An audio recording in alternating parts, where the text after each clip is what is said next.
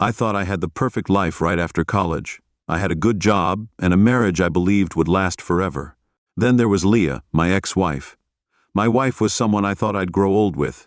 We met when I played football in college, and while I wasn't the star, I was proud of my strength. Leah, who was part of the dance team, caught my eye with her beauty and grace. Things were good at first, but over time they unraveled. I became focused on work and Leah grew distant, spending more time with her friends, especially Susie. I didn't realize how much Susie's influence pulled us apart until it was too late and our marriage fell apart.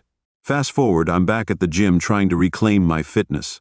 Angie is my personal trainer, pushes me hard during our sessions, and my main motivation is love and happiness. After my divorce, I wanted to make myself desirable again. I'd let myself go over the years, and the weight gain was evident in 2012. Leah and I seemed like the perfect couple, the football player and the dance team member. I fell for her at first sight, but I wasn't the star quarterback. I was a lineman at a small college. Over time, the muscles I once had softened, and my weight shot up as I spent more time at a desk. My name's Thomas. My name's Patrick Swanson, but most people call me Tommy. I've even been compared to Chris Farley with my unruly blonde hair and round face. After college, I landed a job at Silent Network Solutions, an SNSA company that installs and monitors networks. Leah worked at Macy's, and we seemed happy at least for the first 3 years. However, the last 2 years were tough. We fought constantly, and Susie didn't help. She was Leah's best friend from college and a man-hating, bitter woman. After her divorce, Leah spent more time with Susie, and soon girls' night out became a regular thing. I tried to set boundaries, but we ended up going out more and things got worse. Work didn't help either. I'd just been promoted and was working long hours, while Leah became more distant. Our arguments grew, and Susie's influence became a constant problem. I felt like I was fighting for our marriage, but Leah was retreating into her friendship with Susie. In the end, we both let the marriage fall apart. I tried to fix things, suggesting counseling and making efforts to lose weight, but Leah seemed checked out. We fell into a toxic cycle and the marriage ended. Despite knowing that my marriage was struggling, I was still taken by surprise when it ended. Leah had been unhappy, but recently she'd seemed in a better mood. Perhaps I didn't ask questions because I was afraid of what I'd find. I didn't think she was cheating, but I knew things were heading that way. If things didn't change, I was afraid she'd choose Susie over me, which would destroy our marriage.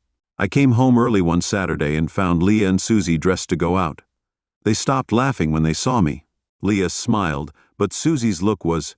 The conversation quickly turned tense as Susie mocked me and revealed things I hadn't fully processed. When she implied Leah had cheated, I snapped and punched the wall near Susie's face, fueled by anger and heartbreak. Leah didn't deny Susie's accusations. I realized our marriage was over. I confronted Leah and she admitted she hadn't tried to fix our relationship. I told her to leave, and soon after I moved out. Despite considering revenge, I realized there was little to gain. We had no kids, no property, and the marriage had lasted. My boss Maria helped me refocus and introduced me to a divorce attorney, Delina Featherstone, who handled the process smoothly. The divorce went through quickly, but every meeting with Leah was painful. I gave her most of our savings to avoid prolonged contact. A few months later, the divorce was finalized, and my dream of a future with Leah was gone. However, Leah and I had little contact during the divorce. Brownwood was small, and I occasionally saw her. One night, I spotted her at City Lights with Rob Sutherland, a shift supervisor at the battery plant. It didn't take long to figure out that Susie had mentioned Rob months ago, and now I knew it was him. Marcus was probably Marcus Dixon, another guy Leah was involved with. They were arrogant and thought they were irresistible, but I decided it wasn't worth confronting them. Besides, without proof it would have been pointless, and Leah wasn't worth the trouble after seeing them together. I withdrew from socializing, focusing instead on work and overeating. My weight ballooned to 345 lb in spring 2014 after a year of wallowing in self. I decided to make some changes. I cleaned up my appearance, started eating better, and joined a gym. I made slow and inconsistent progress, though. That's when I realized I needed help and met Angie Miles, the owner of Main Street Fitness. Angie is a former dancer turned fitness trainer. She has a reputation at the gym, despite her tough exterior. She's supportive but firm, especially with the men. After weeks of little progress, she called me out for sneaking McDonald's. I was a bit embarrassed but determined. I joked with her, and she challenged me to find real motivation to lose the weight. A few days later, I admitted that my biggest motivation would be her. I told her I'd be motivated by the idea of spending time with someone like her, even though I knew it was a fantasy. Surprisingly, she didn't laugh at me. Instead, she came up with a plan. If I lost 80 lbs in 8 months, I could take her to the Christmas ball at the Hawthorne Hotel, which is one of the fanciest events in town. Angie also set smaller goals, 30 lbs lost. I'd start ballroom dance lessons to prepare for the ball. 60 lbs we'd go on a dinner date just to get comfortable with each other before the big event. It wasn't the motivation it was what I expected, but it was enough to get me off my backside and start working hard. I couldn't stop smiling at the thought of taking Angie out on a date. She noticed and raised an eyebrow. "Tommy boy," she said sternly. "Remember, no Z." "I reserve the right to change the agreement as we go along," I replied. My smile faded. "That's fine, Angie," I said, "but don't mess around with me. I won't put up with that. My ex-wife did that, and I'm not going through that again. My wife did, and I'm not going through that again." She studied me for a moment before nodding and saying, "Okay, I understand." After that, I got more serious about losing weight. Angie's deal worked better than I expected. I started imagining us dancing, and it motivated me to watch what I ate. People at the gym noticed the change, and when they asked, I gave vague answers about wanting to date again. However, my friend Brandon, who is a gym regular, wasn't fooled. "So who is she?" he asked while I struggled with a squat and grunted. "Who's the girl you're working out for?" he repeated with a grin. I tried to deflect, but Brandon, a smart guy, quickly figured it out. "Holy crap, it's Miss Two, isn't it?" I explained the arrangement. Angie agreed to go to the Christmas ball with me if I lost the weight, but made it clear there was nothing romantic or sexual involved. Unfortunately, Brandon didn't keep that agreement. One afternoon, I heard Angie's furious voice behind me. She stormed over, eyes blazing, and asked me what I'd been telling people. I told her I'd never said I was going to sleep with her. She cut me off, accusing me of spreading lies. She told me to pack up and leave her gym. I was humiliated, but managed to stay calm, insisting I'd never told anyone that. Eventually, I realized, Brandon's gossip had caused the misunderstanding. He eventually admitted he'd exaggerated the story I told him to fix it, or we'd have a serious problem. I left the gym angry and unsure how to handle the situation. Hours later, Angie called apologizing for overreacting and asking to meet. We agreed to meet at McDonald's. When I arrived, Angie was there with her daughter Erica. As we sat down, Angie apologized for the things she'd said. She said at the gym that she'd overreacted. I responded coldly, reminding her that I wasn't going to be made a fool of again. I realized I needed to tone down my anger. I playfully asked Erica if she'd share her fries. Her giggle helped ease the tension between Angie and me. Angie explained that the rumors had hit a sensitive spot and that she'd lost her temper. "Forgive me," she said quietly. I let out a sigh. I could understand why a beautiful woman like Angie was upset after being objectified. I didn't like that she attacked me in public, but I could see she was genuinely sorry. "Brandon?" I asked. "He's on thin ice, but at least he apologized." She said, "I chose not to mention the threat I'd made to Brandon." I nodded. "Angie, apology accepted, but you were right about some things." She looked confused. "I have to admit that the rumors have changed how people see me at the gym, mostly for the better. I've been honest about our agreement, that there's nothing sexual, and I've made that clear." Her expression softened. "Thank you. I really needed to hear that, Angie. I get that the ogre never ends up with the princess, but I wasn't trying to hurt you." "Stop with the ogre talk, Tommy boy," she snapped. "I don't want to hear it." Her daughter Erica chimed in. "Mummy, you." She said something that made us all laugh. Erica called me Tommy Bear and teased me about ogres, which made Angie and me smile again. Later, Angie and I sat down to talk privately. She said she'd been misunderstood and explained that she wasn't upset with me, but had always struggled with being viewed as just Zixi. Angie shared her past, how she'd been an exotic dancer to pay for college and met her ex. After Eric left, she opened the gym with him. She was in debt, had a daughter and a gym to run.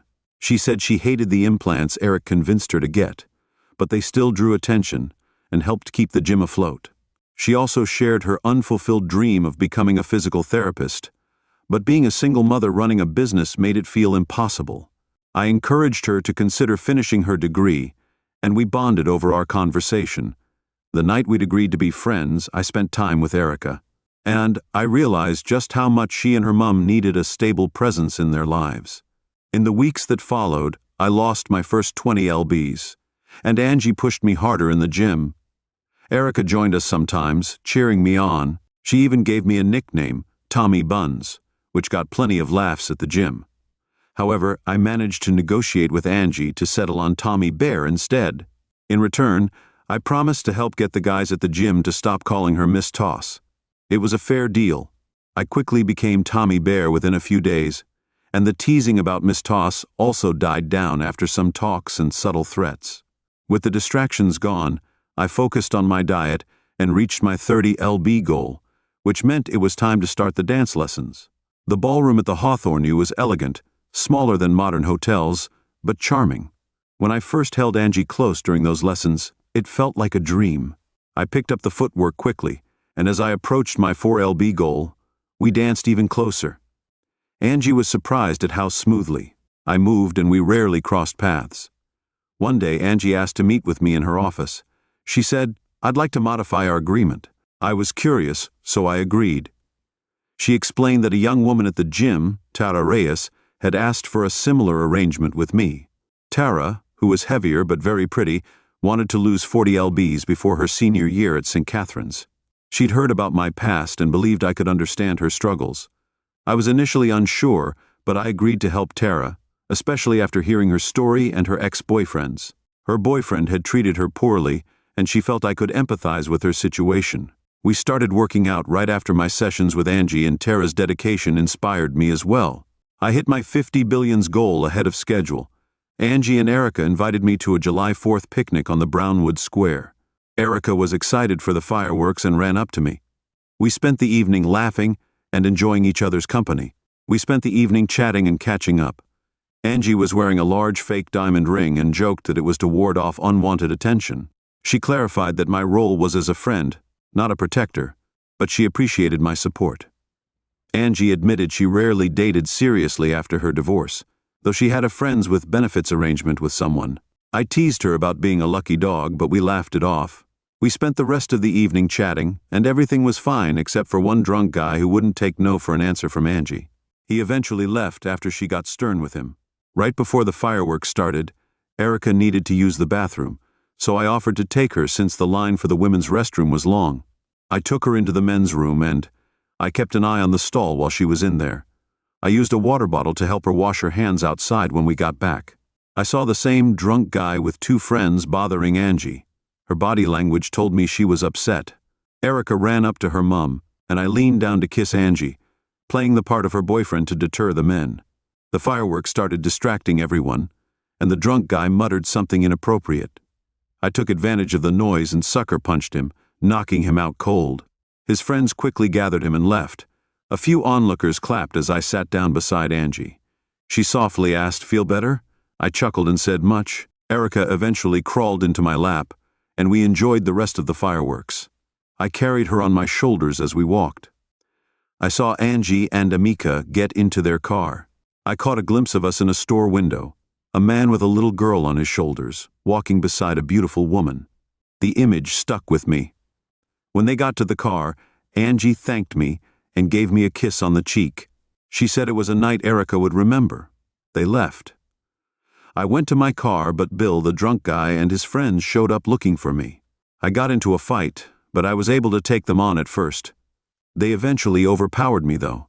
The police showed up and broke up the fight before it got too serious. I drove myself to the ER to get checked out.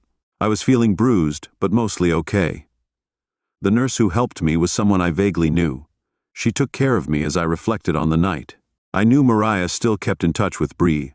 Her husband Zach, who now worked at Grimm Engineering Solutions, laughed when I asked if she was the ER nurse.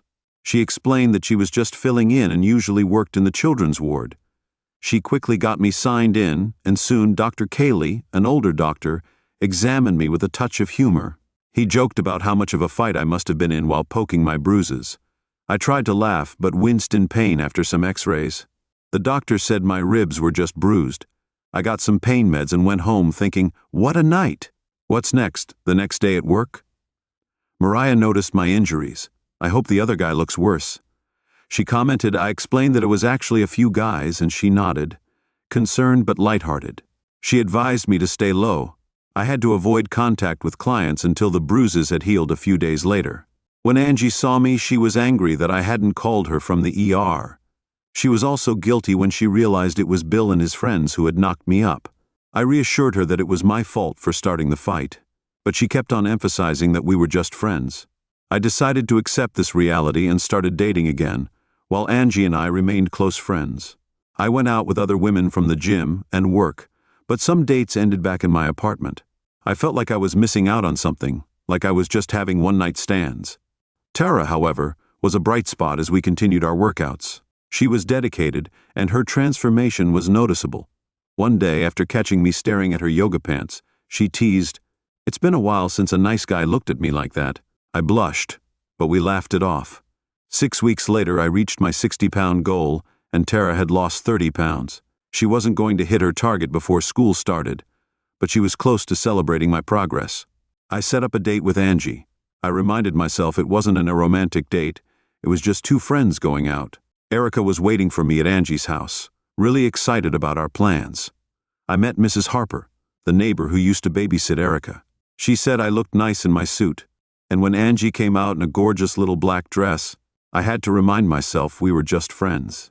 We had a great dinner at Desto, and although Angie was hit on once, she spent the evening with me, turning down every guy who asked her to dance. We danced together, and during the slow song, I couldn't help but fantasize about her. But by the end of the night, she gave me a friendly kiss on the cheek. She also thanked me for being a perfect gentleman, which made me realize I needed to move on. I started focusing on women who might be real romantic possibilities. However, fate had other plans. My busy work schedule and Tara hitting her weight goal meant I had to set up a date with her instead. I picked up Tara for our date and was really impressed by her new look. She was wearing knee-high lace-up boots, tight jeans, and a blood-red corset that showed off her curves. I told her she looked great, and she laughed and showed me her outfit. I was amazed by how confident and beautiful she had become. Tara's dark brown eyes sparkled, and her smile lit up the room. It seemed that even a big, clueless guy like me could say the right thing sometimes. She surprised me by choosing Shermansworth for dinner. It was a casual seafood spot off the interstate, not one of Brownwood's upscale restaurants like the Vesta. When she saw my surprise, she laughed. "Tommy boy, I plan on dancing all night, and a light salad is perfect. Plus I can barely breathe in this corset. Anything heavier might make it pop." I laughed, not sure that would be a good idea. After a fun dinner, we went to the Strobe for a night of dancing. Tara was turning heads and even asked my permission when another guy wanted to dance with her. I reminded her it was her night, but she made it clear she was with me and danced with me most of the time. Everything was going great until Sue from my past showed up. Sue was dressed provocatively and with two men in tow, and made snide comments about my weight and tried to provoke me. I fired back with insults of my own, which rattled her enough for her companions to pull her away. Hawthorne apologized to the guys for the disruption and sent over a bottle of champagne to make amends, which Tara and I enjoyed in the VIP section. The rest of the night was fun as we danced and laughed. Afterwards, we took a long walk and Tara snuggled close to me. By the end of the walk, we'd kissed and there was no doubt about the chemistry between us.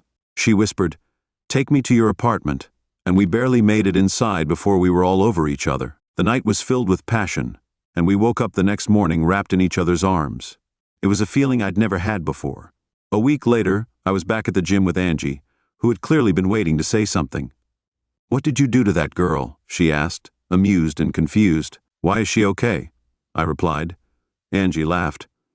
"Better than okay. Tara's been floating on air since your date. She thinks you walk on water." I smiled, but I told her I don't think we'll be long-term. She's too young and she deserves someone without all my baggage. Angie gave me an odd look before packing up her things and saying, "You're an unusual one, Tommy boy." At least she didn't call me nice or safe over the next month and a half. I struggled, but finally broke the 70 lb mark. Tara and I went out several times, enjoying ourselves both in and out of the bedroom. We were becoming close friends, but I knew our romantic connection wasn't strong enough for a long-term relationship. It was a bittersweet moment, but we both recognized it. One evening we went to a Crusader football game, and Tara kept glancing over her shoulder at someone. It turned out to be her ex, Sean, glaring at us. She laughed and said she'd spread some embarrassing rumors about him, which likely explained his anger. I joked that I'd better stay on her good side, and she teased me back. Tara and I both knew our connection was shifting from romantic to platonic. She said she cared deeply for me, but we both understood it wasn't enough for a lifetime commitment. We ended the night with a kiss, knowing we'd always be good friends.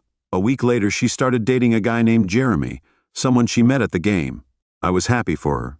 By November, I worked hard to lose the final 10 pounds to meet my 80-pound goal.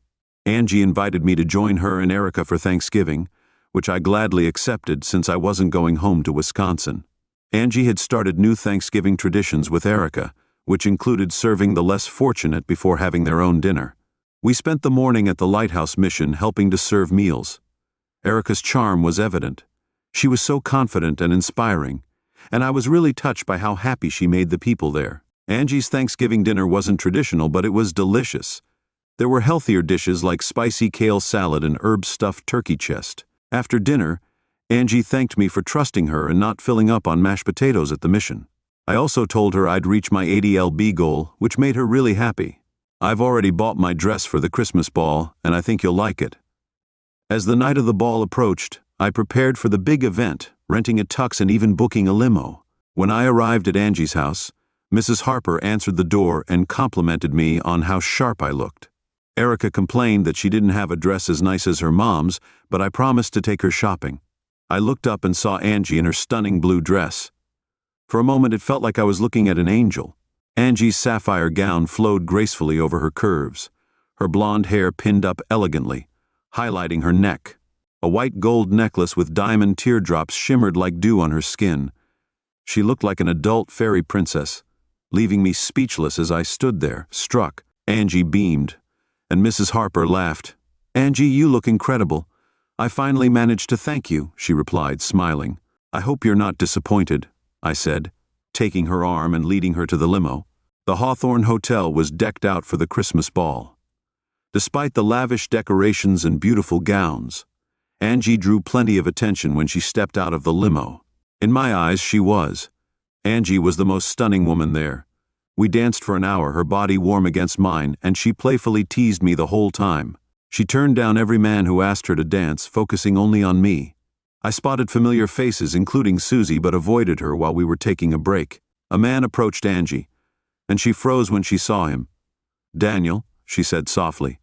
He replied warmly. Daniel was a handsome, I recognized him as Daniel Pickering, a high-profile lawyer with political ambitions. He barely acknowledged me, but Angie introduced us. "He's a profile lawyer with political ambitions." He ignored me and complimented Angie. "Sorry, Dan, but I'm here with Tommy and I'm all booked up," Angie said firmly after he left.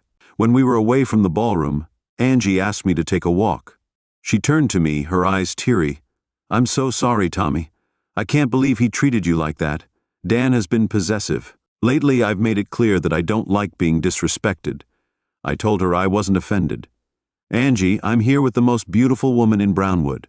That's all that matters." She smiled, kissed my cheek, and we headed back to the ballroom, stopping at the restroom so she could freshen up. I waited outside, and soon enough, an unwelcome voice interrupted. I said, she forced a polite smile and looked good, but she'd gained weight since our divorce. Her date was Theo Hawthorne, the man I'd seen at the Strobe after a brief tense exchange. Angie returned, kissed me deeply, and dismissed Leo with a subtle glance. Angie greeted Theo politely, and I felt grateful to have her by my side as we rejoined the evening, leaving Leah behind. Leah was clearly surprised, but Angie quickly refocused her attention on me with a playful smile. She pressed herself against me and reached into her purse, pulling out a small dark blue underwear that matched her dress. She swapped it for my tuxedo pocket square and teased, "Shall we dance some more before our real workout begins?" I nodded as she led me back into the ballroom. Before leaving, I turned to Leah. "I thought she'd be working the parking lot with all the luxury cars outside," I said calmly. Theo snickered, trying to hide his amusement. As Leah glared at him, Angie and I danced. She muttered, "I can't believe that witch." I laughed. "Oh my, witches in drama." Angie laughed, pressing herself closer to me as we danced and teasing me until the song ended. By then she had me completely flustered. "What were you saying?" She grinned, changing the subject. I asked if she knew Theo Hawthorne. Angie laughed, explaining she knew many of Brownwood's elite thanks to Eric. She also revealed that Eric had run off. Despite the scandal, Angie had remained on good terms with most of those families after some playful banter. When I asked when she'd removed it, she reminded me she'd want the underwear back. She'd done so earlier, anticipating a run-in with Leah. Her plan had clearly worked as we danced again. I couldn't help but feel. As the evening drew to a close, Angie posed a more serious question in the limo. "Where do we go from here?" I replied with a joke about how the night would end with a kiss. She laughed but then said she wanted to know about my weight loss journey. She encouraged me to push for another 20 lb, saying it would be life-changing. I laughed and called her a cheerleader, and she joked about having a Santa's helper outfit ready for the children's ward Christmas party at the hospital. She convinced me to join, and we both laughed at the idea of me as Rudolph on Saturday. I escorted Angie and Erica, both dressed as elves, to the party. Angie looked horrible in her festive outfit, but even when trying to be cute, she still managed to stir feelings in me. When we arrived, we learned the scheduled Santa had fallen ill, and both Angie and the orange-haired nurse Bree were going to be helping out. The nurse, Bree, turned their attention to me a few minutes later. I found myself dressed as Santa, playing Santa for the kids. It was a heartwarming but also heartbreaking experience. Some of their Christmas wishes were so touching that I had to hold back tears. Even Angie had tears in her eyes. I did my best to stay jolly for the kids and handed out presents before making my exit. After playing Santa for the kids, I was really moved and ended up collapsing in a back room, completely drained. Angie and Bree followed me and thanked me over and over. Angie mentioned that one last little girl wanted to sit on Santa's lap. I joked, "You've got to be very good or very bad for it to work in your dreams." "Santa," Angie laughed. "Ouch," I replied, making them both laugh harder. "I'll go get her," Angie said, leaving the room. "She knows it's me, right?" I asked. "Nope," Angie smiled. "I told her you were taking care of Santa's sleigh." She shot me a seductive look as she added, "By the way, Santa, I've been a very good girl this year." I groaned as Bree chuckled. Moments later, Angie returned. Erica came back with some staff. She jumped onto my lap and gave me a big smile. She said, "Hi, Santa, remember me?" I said, "Of course I do." I spoke in my Santa voice. "I've been watching you." Her eyes got big. Then she whispered her Christmas wish in my ear. She said, "Santa, I want a real daddy that hits me." I was surprised. How could her father abandon such a sweet girl and her amazing mom? She added, "I want a real daddy that hits me." She also asked for a pink bike, which I could easily handle. I said I'd see what I could do. She giggled and called me Santa Bear before running off. Then Angie sat on my lap, grinning. Some of the staff gave her catcalls, so I asked her what she wanted for Christmas. She leaned in and whispered, If you lose 100 pounds, I'll give you a lap dance you won't forget." I groaned loudly, making everyone laugh as she walked back to Bree with a triumphant grin. After I changed out of the costume, I joined Angie and Erica in the lobby. We joked about Santa's muddy sleigh, and Angie teased Erica about guys hitting on her while waiting. Later over lunch, Angie asked Erica. She asked about the pink bike, and I told her I already had it on layaway, which made her smile. Then she asked about Erica's other wish, but I kept that one to myself. Angie grew serious and reminded me she was serious about the lap dance promise. I told her it wasn't her, but that crossing those lines between us would be hard. I explained how her keeping Angie understood that things being friendly made it easier for me to joke around, but that if she ever truly turned her charm on, I'd be lost. She shared why she offered something so personal because she trusted me. She wanted to give me something special without going too far. She explained how her relationship with Daniel was different because it lacked emotional depth, unlike what she had with me.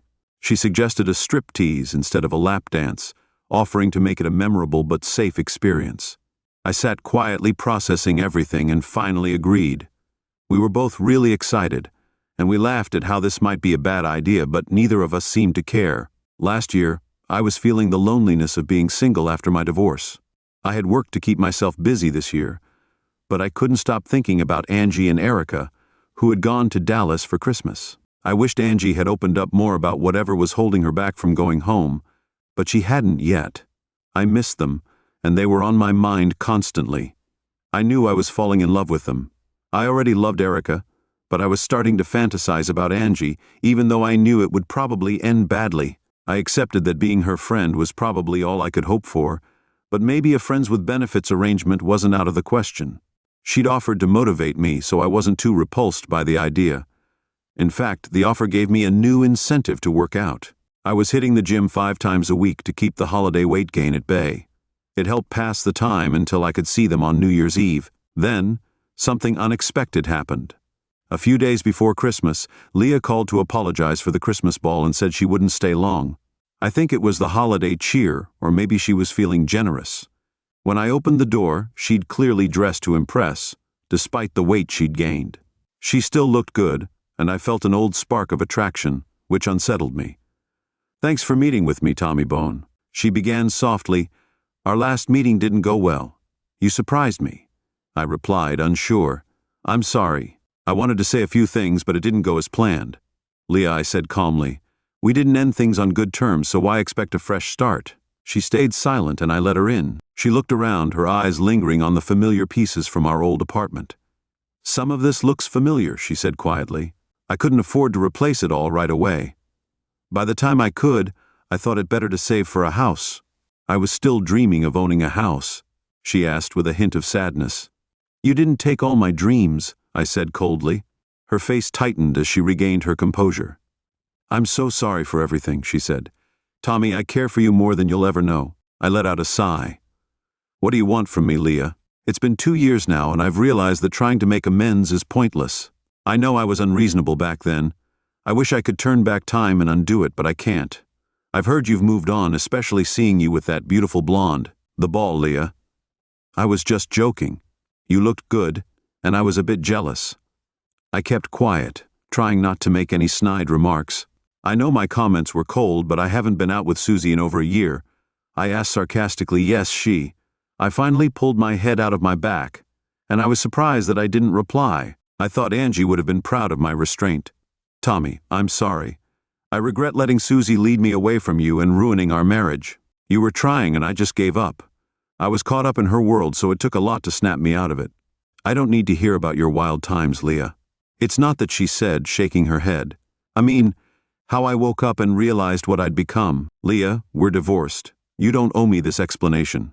"I think I do. I hurt you. I have to admit you were right about Sue and what she was doing to our marriage. I wish I'd seen it sooner. You weren't blind. You knew what you were doing." I followed her with my eyes wide open, but after our divorce, my fantasy world crumbled. She hesitated before revealing that her wake-up call came after a weekend with Susie Bryce Hawthorne and his group of friends. She admitted to doing things she never thought she would, and seeing herself afterwards filled her with shame. I lost my self-respect. She told me that she had realized how badly she had treated me when she started talking to her family and old friends. She looked at me, and tears welled in her eyes. "I know it's too late, but I wanted to apologize. I'm sorry I destroyed what we had. I still care for you." "What about Theo?" I asked, trying to keep my emotions in check. "We started dating after that. On the weekends he's really kind and checks on me, but we're not exclusive." She explained, "It's hard when he owns clubs where girls throw themselves at him. It's tough to commit to someone who's open to a little extra on the side." I nodded, feeling a little sad. Leah's face fell, and I could see the pain in her eyes. "I know the irony," she said softly. I'm trying to put my life back together. I know what I did, and I know what I lost. Tommy, I think I'll always love you. I understand we'll never be together again, but I needed you to know." "Thanks. Thanks for the apology," I replied. "But you're right, we'll never be together again. You threw me in the love we had away like it was nothing. The idea of getting back with you makes me." I could see the hurt on her face, but I didn't stop. I took a deep breath and told her, "I'm moving on, and I think I'm doing all right." "Is it because of that beautiful blonde at the ball, Angie?" she asked, her voice a mix of curiosity and pain. "No, we're just friends," I replied. "Friends with benefits," she shot back, narrowing her eyes. "That's none of your business," I snapped. "Sorry, it's just after seeing that kiss she gave you in her little underwear." Leah's voice trailed off softer. I can't compete with someone like her." "You're wrong," I interrupted. "Neither of you could ever compare to Angie. It's not because of her looks, it's because she has something you don't." Leah looked confused. "I said she'd never bet you anything that she'd leave before she ever cheated. But back then, Leah, you were easy to get. You were everything to me. I never looked at Susie after we became a couple. You were the most beautiful woman I'd ever seen, at least in my eyes. But you," I growled, "you cared more about what others thought than about the guy who loved you. And you married her. You let someone convince you that our love wasn't worth fighting for, that it was okay to cheat in the end. You gave up on us." I shook my head, feeling the anger rising. "So you're saying you still love me? It means nothing. I don't need that kind of love." Tears rolled down her face. "I'm sorry," she whispered. "I know it doesn't change anything, but I'm sorry. I hope you find someone who loves you like I should have." She walked to the door, shoulders shaking, and whispered, "I'm sorry, Tommy." Before leaving, I ended up at Sacred Heart Hospital on Christmas Day. I was in a Santa suit. Seeing what those kids and families were like helped me put things into perspective. Dealing with it made my problems seem small. The frustration and pain from my divorce didn't go away, but it wasn't overwhelming anymore. I realized that even if I never got the relationship I wanted with Angie and Erica, I'd be okay. When Angie and Erica came back to Brownwood on New Year's Eve, things felt calm again until midnight. Angie had come back. She was stressed from Dallas, but as the night went on, she relaxed. We spent the evening at Miss Harper's house, surrounded by neighbors and friends, but no one from the gym. I noticed how Angie kept her personal life separate from work as midnight neared. Erica was still awake, so Angie revealed her secret. Erica had taken a long nap so she could stay up and celebrate. At midnight, Erica gave her mom and me a kiss on the cheek. "You've got to kiss Mama," she giggled. I laughed, but you never know what happens when a princess kisses an ogre. That only happens with frogs. She told me her friend's mum had kissed lots of frogs and just got warts. Angie and I laughed, but Mama Bear quickly shut that down. Then, with Angie gave me a playful look and kissed me on the lips. It was a real kiss, not just a peck. It was as if we were both caught up in the moment and forgot about everything else around us. She whispered afterwards, "Tommy, you need to start weight training soon." Like many people, I started going to the gym after the holidays. But my reasons were less about guilt and more about dropping those last 12 lb after New Year's. I was really looking forward to seeing what Angie had promised me if I reached my goal. I had a false start in January saying I'd made weight, but Angie quickly reminded me that cutting water weight didn't count. Valentine's Day was just around the corner, so I asked Erica to be my Valentine. She giggled, saying, "Tommy, Bear, I'm already your Valentine." Later that night I went to see Angie and said, "I hit my weight 2 days ago, about time." She laughed. "I'll come by after Erica is asleep and Mrs. Harper can babysit." I was amazed when she said that Mrs. Harper had been on standby for 2 weeks waiting for me to make my weight. That night, after what felt like hours of anticipation, Angie knocked on my door. She came in she put a large tote bag on the table and put a finger to her lips, stopping me from saying anything. "The less you talk, the better. This will go well if you just trust me," she said in a husky voice. She handed me a CD and told me to get comfortable, then disappeared into my bathroom. A few minutes later, her voice called out, "Start the music." I was taken aback when Hailstorm filled the room. The song pulsed, and Angie strutted out in a blue and silver cheerleader outfit complete with a tight sweater and short skirt. Her ponytail and ribbon completed the look. "She rocked it, Angie," I stammered. "Tommy," she whispered, "this isn't just for you, it's for me." I had a brief, overwhelming realization that everything between Angie and me would change tomorrow, and it scared me. She kissed me deeply, then pulled back with "I'd been wondering about this since before the Christmas ball. I said I couldn't focus on anyone but you." She smiled warmly and said the same back to me. I was surprised. It wasn't Daniel. I asked her about it, but I regretted it immediately. Her expression shifted. No, it was probably because she'd bought her dress for the ball. That's probably why he'd acted like a jerk that night even though we weren't a couple. He can be possessive. The idea of taking my clothes off you these past 2 months it was more exciting than I thought it would be after our New Year's Eve kiss. I knew I'd do more than just dance. I was so excited I was on edge all night. I'm sorry if I crossed the line. she said with a grin. I'm kinda sorry, so I started off slowly all night. She laughed and nodded. Erica is with Mrs. Harper tonight. We've got time. Good, I said, struggling to stand with Angie still wrapped around me. We laughed as I carried her She led me to the bedroom and started to unwrap me playfully before dropping me onto the bed. She looked up with a smirk and said, What? You teased me. You're the most incredible person I've ever met. I replied softly, This is the best gift I've ever received. I didn't know her as well as I thought. Beneath her strength and beauty, she was vulnerable. I could either reassure her or tell the whole truth, which would leave me exposed. I chose the latter. I replied softly, feeling her tense up. Yes, it was everything I fantasized about, but the top of my bucket list isn't just having sex with the girl of my dreams. It's making love to the woman of my dreams. Angie went quiet. I know you don't feel the same way I do. I said gently, That's okay. What I want most is to make love to the love of my life.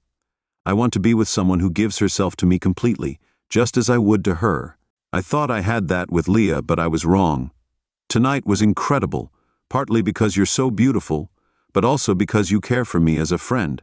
You were detached emotionally at times, and I noticed Angie was silent for a moment. Then she whispered that she had feelings for me. I pulled her close and said, I love you more than just as a friend. It's not just your body I'm in love with. She was still for a moment, then let out a small sob. You don't know me, Tommy boy, she whispered. If you did, you wouldn't think of me as some dream girl. We lay quietly for a while before she softly revealed, Did you know I've been married twice? No, I replied gently. My first marriage. I asked her if she was in Dallas. Is that why going back is so hard? She nodded and started to tear up. Angie explained how she'd married her high school boyfriend, Jimmy, right after graduation. They were happy at first, but after an injury ended her volleyball career and scholarship, she started dancing to make ends meet. Jimmy didn't mind at first, but it wore on him. Their fights escalated, especially after he started spending time with his ex. Angie found out that her boyfriend had had a secret child years ago. She was hurt and angry, and ended up cheating on him with one of Jimmy's friends. When the truth came out, their marriage fell apart. I was a 20-year-old cheating ex-wife. Wife, she said softly, not the dream most girls have after that. I guess karma's a witch. I cheated on Jimmy and then Eric cheated on me. Once a cheater, always a cheater, right? How can anyone love that? She rolled away crying. I held her tightly, fighting back my own tears after a long silence. I kissed the back of her neck and whispered, Damn, Angie. I wish you could see yourself through my eyes. Her question took me by surprise. She asked, How do you see me? Her voice was filled with fear and uncertainty. I realized she assumed I saw her the same way other men had focused on her beauty. She was blind to anything deeper. It broke my heart to see how much her looks had been both a blessing and a burden. I wished I had the words of a poet. I began, I'm just a lucky fool holding the most beautiful woman I've ever known. I won't say I love you because you might not believe me. You might think I'm confusing love with lust. I do desire you, but it's more than that. Angie, you're an incredible woman. You seem to struggle to believe it. You think men can't see past your beauty, but you're wrong. I paused to make sure she was listening. I love how your eyes sparkle when you talk about Erica or the gym. I love your laugh. You make my day better, no matter how tough it's been. I admire how you handle the different personalities at the gym. You're a smart, tough businesswoman who's also deeply sensitive. You're fiercely protective of your daughter and those you care about. Being strong all the time wears you down, but you're worried about letting someone in, worried they might hurt you or Erica. Angie, your love and passion you'd be great with the right guy. You'd be his world, and Erica would be their moon. She'd be a gift more precious than anything he could imagine. I put my hand on her cheek, which was streaked with tears. I brushed her hair back and kissed her ear. You're amazing, Angie. Thanks for tonight. I'll never forget it. We held each other until we fell asleep the next morning. She was gone. I knew things would change, but I didn't. I realized how awkward it would become over the next few days. Angie was distant, and when we finally talked, she was defensive. I thanked her for that night and promised not to bring it up again, which seemed to help. Things eventually returned to how they'd been before the 4th of July. I wasn't happy about it, but it wasn't unexpected. I accepted that we'd stay friends, but I knew it wouldn't be the same. It still hurt, especially. I knew from the start that I might end up getting hurt if we went too far. A few weeks passed, and then one evening there was a knock at my door. Angie stood there, clearly upset, her face tear-streaked. I let her in. "Is Erica okay?" I asked. "She's fine," Angie said, her voice shaky. "What's going on?" I asked. "I need to ask a favor," she said, hesitating. "Of course," I replied. "Would you hold me tonight, just as a friend?" she asked. "Of course," I agreed. She sat on the couch and cried into my chest for a while. When she'd calmed down a bit, I asked her what had happened. She told me that Eric had called. Apparently he's moving back to Brownwood and wants to be part of Erica's life again. I held her tightly as she wept. When she quietened down, I suggested that she might want to think about getting a lawyer. She said that she couldn't do that. She said that she wouldn't keep him away unless he was dangerous. Eric knows that, and he's using it against her. I can't deny Erica the chance to know her father, even if he was selfish. She sighed, frustrated. It's unfair. It just happened. "How are things changing?" I asked, hoping I was part of that change. She looked up at me. "I'm sorry I've been so distant. That night was more than I expected. The closeness after sharing things with you was unexpected. I've never told anyone else. It scared me. It reminded me of." Angie explained that she wasn't sure what our relationship was now, and that she wasn't sure we could handle a friends with benefits situation without wanting. More than Eric's return stirred up all her old emotions, adding to the confusion. She was scared and unsure if she still had feelings for him. "I'm sorry, Tommy boy," she said. "I'm an emotional mess. I came here because I needed to feel safe, and I know that's unfair to you." I sighed, opened my arms, and she flew into them, crying again. I pushed down my own feelings, wanting nothing more than to love her fully, but I stayed strong for her. Soon after, I ran into Eric at the gym. He looked like a Greek god, and I couldn't help but feel secure. How could I ever compete with guys like him or Daniel Pickering? I had been feeling I felt good about myself, but seeing him brought out the worst in me. He was surrounded by guys like Rob Sutherland and Marcus Dixon, and a group of women was clearly checking him out. Angie had told me that Eric had been spending time with Erica, apologizing and trying to make amends. But I knew he wanted more than just to reconnect with his daughter. He wanted Angie back. One evening, while holding Angie, I asked if she, after a moment, she said she wasn't sure if she wanted to get back with Eric. She said she was surprised by how much she still cared for him. I could relate to this. I'd had similar feelings after seeing Leah the previous Christmas. I told Angie everything would be fine. I was happy to be there for her, but it was also really hard. Not being able to kiss or touch her the way I wanted was torture. I was trying to ignore those thoughts when I heard a voice say, "Tommy boy." I thought it was Brandon, so I went over to him. There was Rob Sutherland, Marcus Dixon, and Eric. Rob had a smug grin, and Eric wore a condescending smirk. I sensed a potential confrontation, so I stayed calm. "You're the famous Tommy Bear, my daughter." Talks about Eric and said she was a special girl.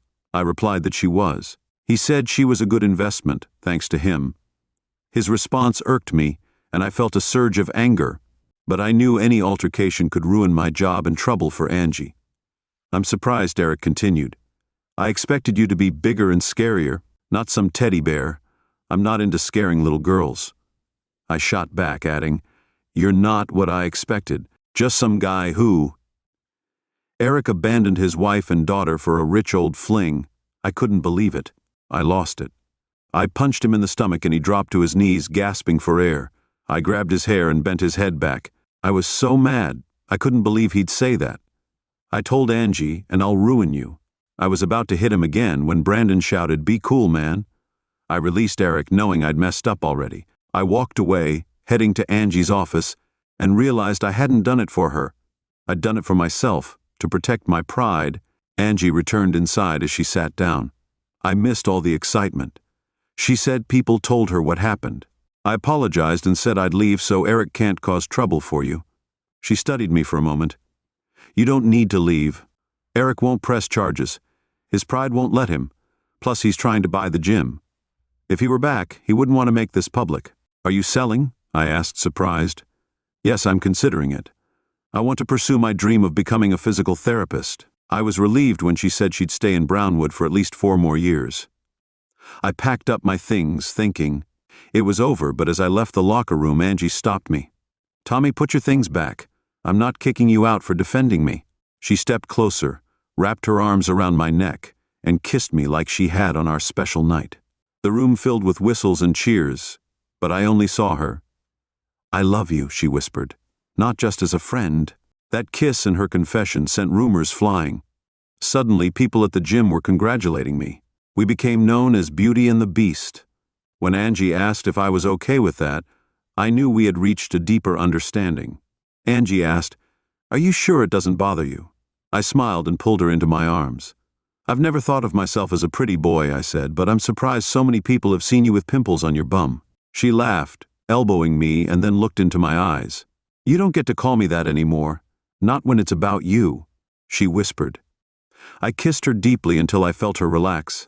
"Okay, Angel," I teased, but I know my beauty loves to tease her man with a mischievous grin. I think we can make that happen over the next few months. I learned a lot about Angie, especially that despite her teasing, she was more reserved in the bedroom than I'd expected. Yeah, right. Life's not like that, even after getting the girl. Being with a beautiful woman can boost your ego while simultaneously making you insecure. You're proud to be with her, but there's always the nagging thought she could do better. That doubt eats away at you, especially if she enjoys. My insecurity started showing, and Angie noticed. We hit some rough patches, leading to ugly conversations. One night, she wore a form-fitting blouse and short skirt, which drew even more attention than usual. She loved the stares, even teasing me about not wearing anything underneath. I was excited but also jealous, and it showed. The night spiraled downhill, with her frustration growing as I failed to hide my irritation. As we drove home, she snapped, "What's your problem, Tommy boy?" I lied, though we both knew it wasn't true. "Why are you acting like that?"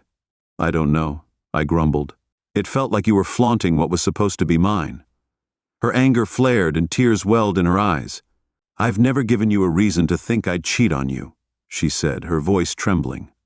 "You need to grow up and stop being so insecure." I fired back, "So when you're scared or upset, I'm supposed to be your safe place. But when I'm the one who's insecure, I get told to grow up. That's what I have to look forward to." She sat in silence, processing my words. When we reached her house, I told her I needed time to think. She looked hurt, but she nodded and got out of the car. She went back to my apartment, and I barely had time to sit down before she knocked on the door. Angie looked heartbroken, and I reached out to hold her. She clung to me and whispered, "Don't shut me out. Tell me what you're feeling. I may not like it, but I can handle it. Just don't give up on us. I'm sorry too." She took my face in her hands, her eyes full of emotion. "Tommy boy, you were right. I've leaned on your strength and didn't give you the support you needed. I'm sorry for acting like a cold. Since Eric left, I've been in survival mode, protecting Erica and myself. This is all new to me. I'm not good at this." I apologized, but she just smirked. Her eyes were serious. "I haven't been in a real relationship in years. There are some things you need to understand if we're going to make this work. First, I'm not Leah. I'll never cheat on you. I've made that mistake before and we never do it again. You can trust me. Second, I'm going to screw up sometimes, but I need you to forgive me when I do. I'll forgive you when you mess up too. And lastly, you need to stop doubting yourself. Yes, I could find someone else, but I choose to be with you. You make me feel like I found my dreams again." She paused, watching my reaction, then added, "We could have something special.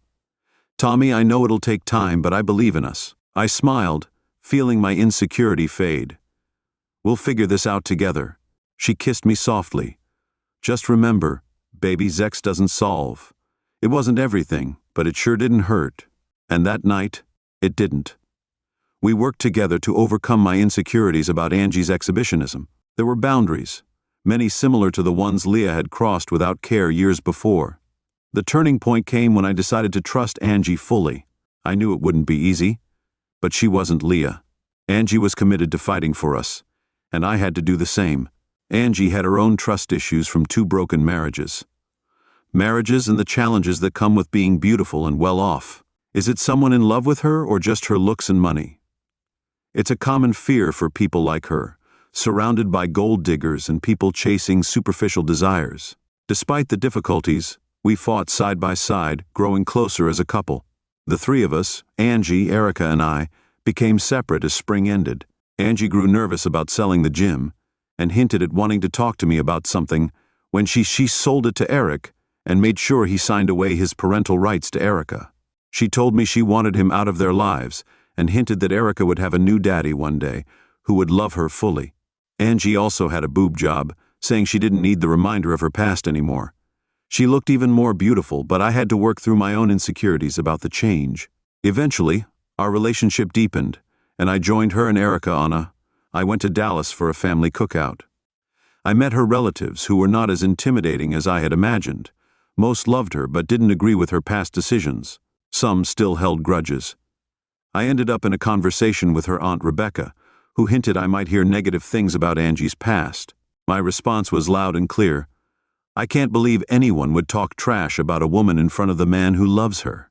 The statement quickly spread throughout the party, and Angie soon sat next to me and teased, "So you love me, huh?" I replied, "I'd shout it out every time we're in public if it wouldn't embarrass you." She grinned and said, "People are already asking when we're getting married." I smiled and admitted I had been planning to propose during a Crusader football game, but I needed to be sure of her answer first. She was both surprised and emotional as the day went on. I asked her father for his blessing, though he initially dismissed it, saying, "I don't need your permission." I told him that it mattered to her, and therefore it mattered to me. He gave his blessing, telling me to take care of his daughter and warning me not to hurt her like her last husband had. When I returned to Angie, a small crowd had gathered around her, including her mother and Aunt Rebecca, who were kneeling in front of her. I took her hand and said, "Angie, I've loved you since the moment you told me to get off my fat bum and give you 5 more reps, Mommy." Erica gasped. I knelt and said, "I love you, Angie." A small crowd gathered around, but I continued, "I fell for you because of your beauty, but I fell for you even more because I got to know you. I asked your father for his blessing to marry you. I also became Erica's dad." Angie, her mother, and her aunt looked over at her father, surprised. "Well, I'll be damned," Aunt Rebecca whispered, turning back to Angie. I asked, "Will you marry me, Erica?" "But I already have a daddy, you're right." I smiled, but maybe I could be Papa Bear too. Angie knelt and kissed me as cheers erupted around us. I asked her, grinning, if that meant she'd said yes. She laughed and said, "Tom Swanson, I'll marry you." The rest of our trip to Dallas was a blur as we left for the airport. Angie's father hugged her and Erica tightly, and Angie's mother thanked me quietly. I replaced Angie's fake ring with a real one, a carrot big enough to make her happy and keep the wolves away, as she joked. We got married in a small ceremony in December at St. Catherine's Chapel. What we saved on the wedding, we spent our honeymoon in Hawaii. By the time we returned, we had settled into a suburban life in Brownwood. I was promoted to senior network administrator, and Angie became a physical therapist assistant at Sacred Heart. She also started the St. Catherine's DPT program, which is going well. We've bought a house in Twin Oaks, not far from Angie's first place. I've even set up a home gym occasionally. I still see Leah and Susie around town. Leah's still with Theo and Susie. She married Bryce Hawthorne and is now the trophy wife she always wanted to be. I've heard some rumors about their lifestyle, but I don't dwell on it. I've moved on and I have everything I need now. I've got my hands full with my 2 beautiful blondes. Erica and I are waiting for Angie to take us to the Christmas ball. Erica looks stunning in her sapphire dress. Yes, Erica is officially my daughter now. Angie's also sporting a baby bump, and Erica has already named her future sibling Baby Bear to complete our fairy tale. Tonight's going to be special, and I can't stop thinking about how gorgeous Angie looks even with her baby bump. I'm struggling to keep my hands off her as she finishes her makeup.